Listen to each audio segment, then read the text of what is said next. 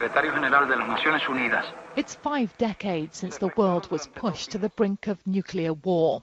Then, communist Cuba was at the center of it. Now, with tensions high on the Korean peninsula, Fidel Castro has issued a warning from history. In comments read out on state media, he urged North Korea, as a friend, to step back from the brink. Now its technical and scientific advances have been demonstrated. If a war breaks out there, Fidel wrote, people on both sides of the peninsula will be horribly sacrificed. Not only that, he added, such a war would seriously affect over 70% of the Earth's population. It's months since Fidel Castro has written one of these, his reflections.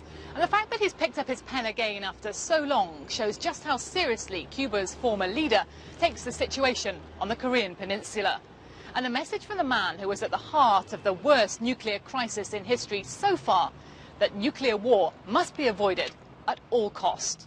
To move the world back from the abyss of destruction. It was October 1962 when the United States spotted Soviet nuclear missile launchers here in Cuba.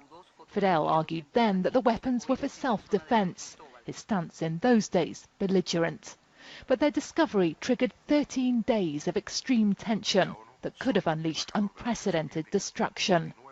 50 years later, and wiser, Fidel Castro has called the Korean situation incredible and absurd, the greatest risk of nuclear conflict since the Cuban crisis was averted. So he called on Barack Obama to avoid nuclear war, or go down, as he said, as the most sinister figure in US history.